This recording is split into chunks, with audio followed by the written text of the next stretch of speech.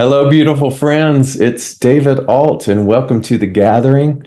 So glad that you're here. Thank you for spending a few moments of your time with me. The last time I made a video, I was telling you about a friend and a conversation we were having about influential spiritual teachers. And he had said one of the long-lasting things that sticks with him was a conversation he had with a teacher who said, "The only thing that I want now in my life is wisdom." And I thought, how beautiful is that?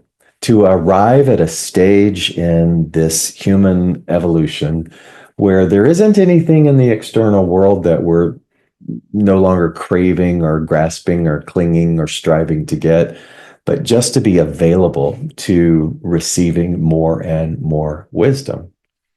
When we think about what wisdom is or where is wisdom, and we interface that with the idea that nothing is outside of us, then wisdom already is in here. And the thing then that prohibits us from recognizing it, using it, accessing it, knowing that it is there, is all of these different veils or layers of forgetfulness.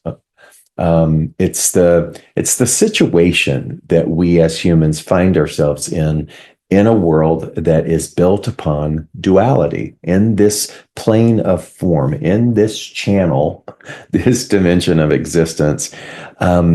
It's shrouded, it's dense, it's buried, if you will, but it's in there. And so we're like on an adventure continuously. A path of self-awareness or a spiritual path is a path of excavating and uncovering and removing all of that density and removing all of that layers so that we continue to begin to experience, see, taste what it means to be whole and to be one. And so to get to a point where maybe you've done a lot of that, and I'm sure that you have, but to then sit back and to say, all that I want is wisdom. All that I want is wisdom. So I remember sort of loving that so much that I formulated it into a sentence or a question, if you will, that I offered you last time. And it was, if you were offered one lasting gift to carry with you for the rest of your life, what would you choose? What would you choose? And I couldn't think of a better answer than wisdom.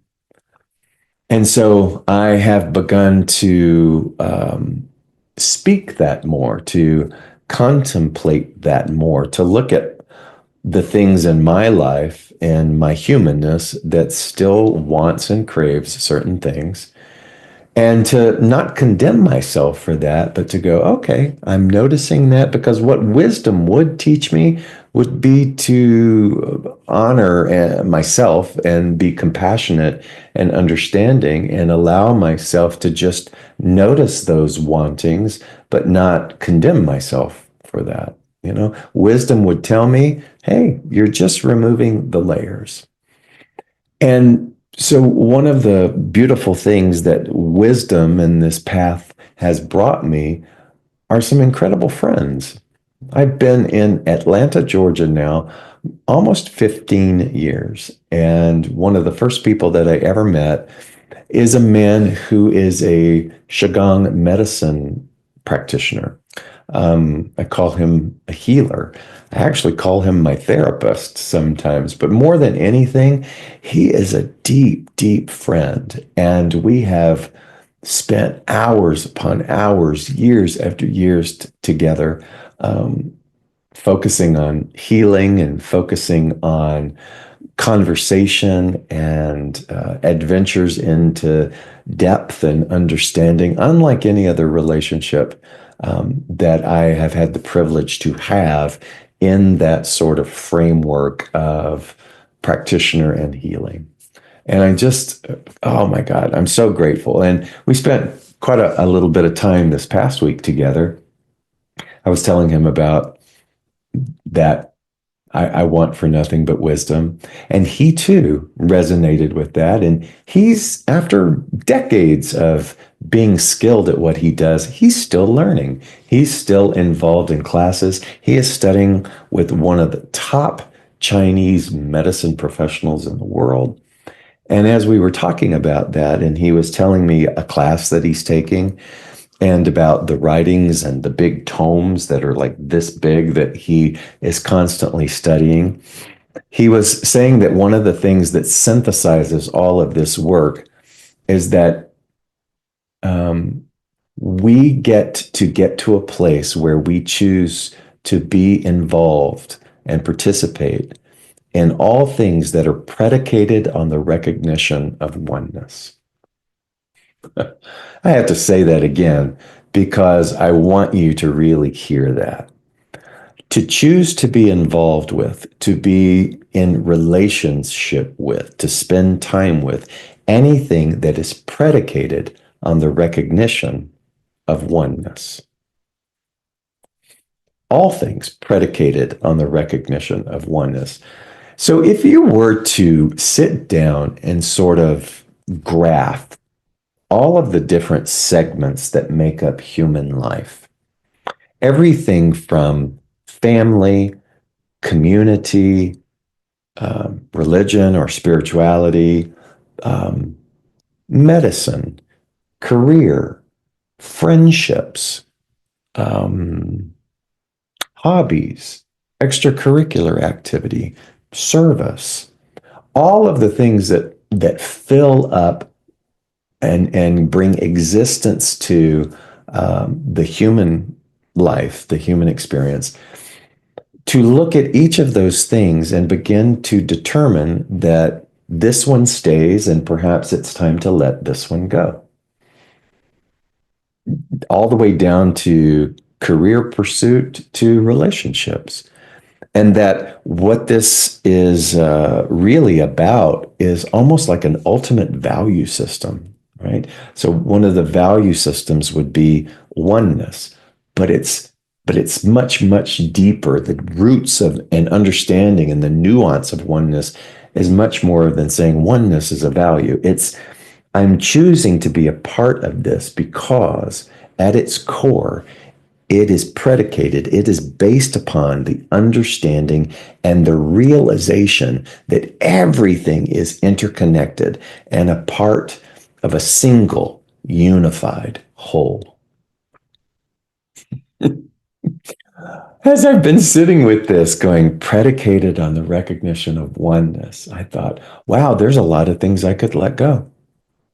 There's a lot of distraction. There's a lot of relationships. There's a lot of things that I could set aside simply because if it was filtered through that, if that was, let's say, that's the mission, and then you use the mission to go, is this on mission or not mission?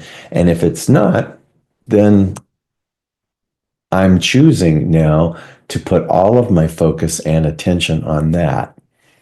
I realized that that conversation that we had, that beautiful thing that was offered to me was a part of the intentionality I've been playing with about wanting nothing more than wisdom. And here we are having this deep, rich conversation and getting to the core of that said, we are here to be involved in things that are predicated on the recognition of oneness. I hope that you will write that down. Predicated on the recognition of oneness. I would ask that you explore, what does that mean for you? Things that are based on the understanding and the realization that everything is interconnected. And so that also then becomes the chief operating system by which our consciousness, my consciousness, and your consciousness is asked to play in. That becomes sort of the marching orders for every single day. Today, I choose to see things, to practice things, to remove all the obstacles that I have created in conceptual mind, so that I can see and recognize that everything is predicated on oneness. That becomes the prayer, that becomes the call and the mission, right? And as we were talking about that, and he was telling about me about his studies, and he's a pretty advanced Chinese medicine practitioner.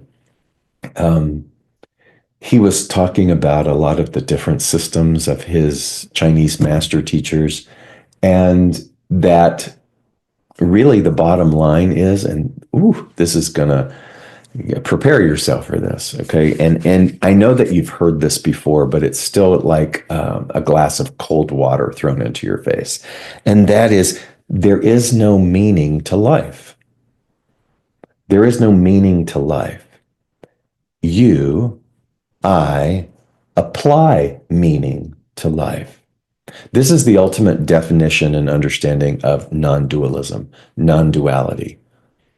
There's no meaning outside of the awareness that everything is pure essence. That the I am is pure essence. So there's no meaning outside of that. So there's no meaning to the human existence other than the meaning that you and I, again, through the divine process, have the power to apply that meaning. And we were talking, and I said, yeah, that's a lot. That's a lot for people to digest. The ego really, really struggles and battles with that. You know? There's no meaning to life. I remember my first entry into the portal of that was it was devastating actually because my ego was so invested in the cultivation of meaning that I it was like a short circuiting. But the more that I have leaned in and given myself over to understanding what non-dualism means, what God creation is, that there's nothing other than that, then all these other things are applied meaning. But I want you to see that because of the divine creation, the divine process, you, as pure essence, have the power to apply meaning to the meaningless. Let me say that again. Because of the divine process and the fact that you and I are pure essence, we are loving awareness itself. We are the I am. Then, to the degree that we recognize that, to the degree that we continue to breathe through this instrument called a body, that divine process gives within us the power through consciousness to apply meaning, even to the meaningless. So here's the ultimate question with that. If you have that power, if I have that power, then why would we want to continue to apply meaning to things that promote suffering? Why would we want to continue to apply meaning to things that promote suffering? Whew. Again, sit down with that. What are the things that promote suffering? Separation, fear, prevention, building systems and things and barriers in order to protect it all of that promotes suffering if nothing has any meaning other than through your meticulous power through the divine process to apply it. If you want to be a really great practitioner in human form of being loving awareness, then why would you want to apply meaning to things that continue to promote suffering?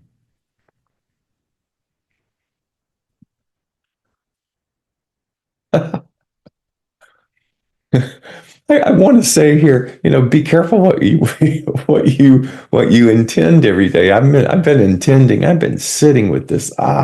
Yeah, just bring on more wisdom. And whoa, I felt like there was this tsunami of clarity and just goosebump chills that just have flooded me so much just in 1 week's time since I made last week's video. So if you want to join me, the only thing that you wish for in life is deeper wisdom, the understanding to know that. then I wonder what you will encounter. What friend or what wisdom teacher or what connection or what revelation will show up for you. But right now, I'm getting to play with this idea that everything is, I want to be a part of everything that is predicated on the recognition of oneness.